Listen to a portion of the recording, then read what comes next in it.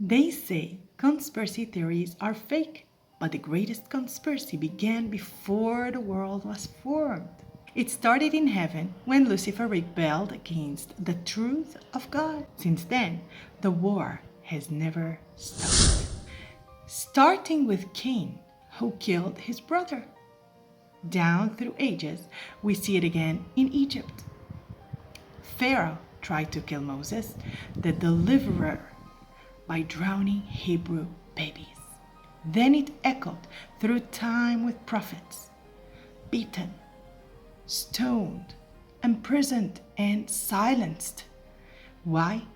Because they simply carried the truth.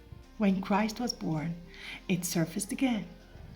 Herod the Great tried to kill the Messiah by ordering a massacre of innocent babies. His son Herod Antipas silenced the voice crying in the wilderness, and later mocked the very truth made flesh. Then came Herod Agrippa the first, who murdered and imprisoned apostles. Still trying to crush the message, 3 Herods, one evil plan, one dynasty, same enemy, the truth.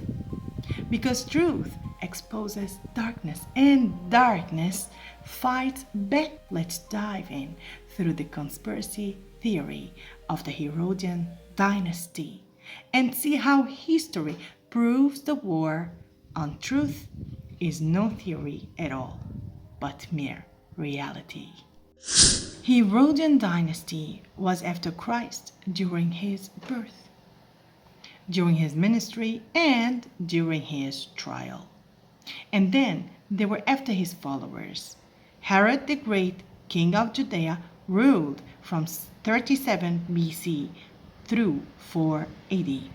The conspiracy against Christ at his birth. Matthew chapter 2 and verse 3. When Herod the king had heard these things, he was troubled, and all Jerusalem with him. Matthew chapter 2 and verse 13. The angel of the Lord appeared to Joseph in a dream, saying, Arise and take the young child and his mother and flee into Egypt, for Herod will seek the young child to destroy him. Now, did Herod the Great really know who Jesus was? Matthew chapter 2, verses 2 through 3, saying, Where is he that is born King of the Jews? For we have seen his star in the east and are come to worship him. When Herod the king had heard these things, he was troubled, and all Jerusalem with him. Herod knew that the newborn child was the king of the Jews from the wise men, and the star itself was an actual proof. But was it only from the wise men he knew about it? The chief priests and scribes confirmed the messianic prophecy in Micah chapter 5 and verse 2. When Herod asked them, this was the reply. Matthew chapter 2 and verses 4 through 6. And when he had gathered all the chief priests and scribes of the people together, he demanded of them where Christ should be born. Verse 5. And they said unto him, In Bethlehem of Judea, for thus it is written by the prophet. Verse 6.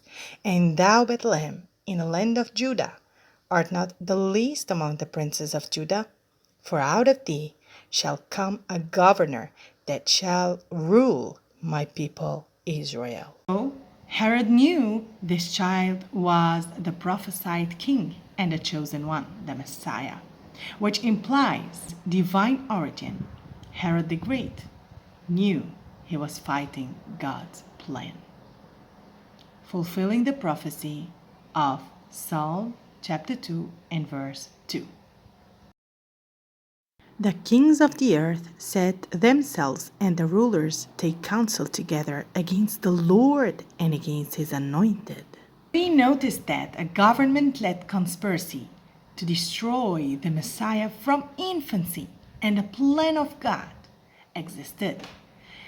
As a result, the massacre of the innocent children in Bethlehem, a horrifying act of genocide, was the direct result of Herod's conspiracy against Jesus Christ, the prophesied Messiah.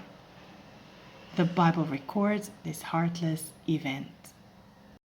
In the book of Matthew, chapter 2, and verses 16 through 18, then Herod, when he saw that he was mocked of the wise men, was exceeding wroth, and sent forth and slew all the children that were in Bethlehem, and in all the coasts thereof, from 2 years old and under, according to the time which he had diligently inquired of the wise men. Then was fulfilled that which was spoken by Jeremy the prophet, saying, In Ramah was there a voice heard, lamentation and weeping, and great mourning, Rachel weeping for her children, and would not be comforted, because they are not. Herod the Great's political fear for his title and his hatred of the prophesied Messiah led him to murder innocent babies in an attempt to eliminate Jesus.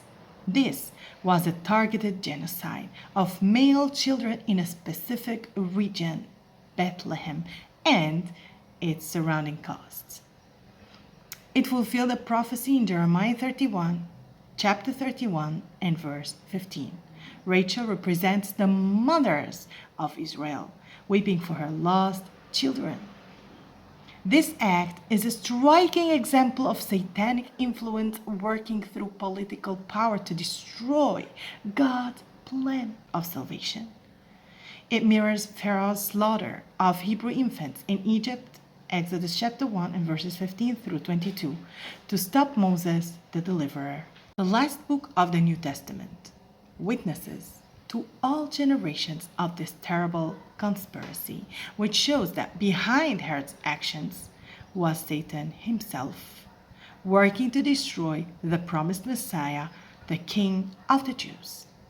Revelation chapter 12, verses 4 through 5. And the dragon stood before the woman which was ready to be delivered, for to devour her child as soon as it was born. Herod the Great died shortly after Jesus' birth, in Matthew chapter 2 and verse 19. His kingdom was divided among his sons after his death. We mention of them Archelaus, titled Ethnarch of Judea, Samaria, and Idumea. He reigned in 4 BC through AD 6, mentioned in Matthew chapter 2 and verse 22. But when he heard that Archelaus did reign in Judea in the room of his father Herod, he was afraid to go thither. Antipas, titled Tetrarch of Galilee and Perea, reigned in 4 BC through AD 39. Mentioned in many New Testament passages during the life of Christ, Jesus grew up in Galilee, which was under Antipas' rule, not Archelaus. Herod Philip II, the husband of Herodias, who betrayed him and had an affair with his brother Herod. Title: Tetrarch of Iturea and Trachonitis, reigned in 4 BC through AD 34, mentioned in Luke chapter 3 and verse 1. Herod Antipas, the son of Herod the Great, Tetrarch of Galilee and Perea, ruled from 4 BC through 39 AD. Title: Tetrarch of Galilee and Perea, Luke 3, chapter 3 and verse 1. He shut the prophet John in prison, Luke chapter 3 and verse 19 through 20. He beheaded John the Baptist in Matthew chapter 14 and verse 1 through 12. He planned to kill Jesus. Luke chapter 13 and verse 31. Jesus called him fox in Luke chapter 13 and verse 32. Mocked Jesus in his trial. Luke chapter 23 and verse 11. He joined a conspiracy against Christ, through which on the same day he became friends with Pilate after being in enmity with him. Luke chapter 23 and verse 12. Peter in Acts chapter 4 and verse 27 reveals this conspiracy between Herod and Pilate against Christ. Herod Agrippa, the grandson of Herod the Great, son of Aristobulus, the fourth son of Herod the Great, and nephew of Herod Antipas, ruled as king of Judea from approximately 37 AD through AD 44. His sudden death was recorded in the book of Acts chapter 12 and verse 23. Biblical mention in Acts chapter 12. After the church prayed for him in Acts chapter 12 and verse 5. He killed the keepers of the prison. This is found in Acts chapter 12 and verse 19, because they did not succeed to keep Peter in the prison. We witnessed in the Bible both the conspiracy and the persecution of the Herodian dynasty, who are really nasty in their relentless thirst for the blood of the saints. Why this study? Some people deny that the power of Rome was the power which followed the power of Greece. But we know from the Bible that the power of Rome succeeded the power of Greece. Rome in its pagan form at first, and then Rome in its religious form later. It is called the little whore of Daniel chapter 7, chapter 8, and chapter 9.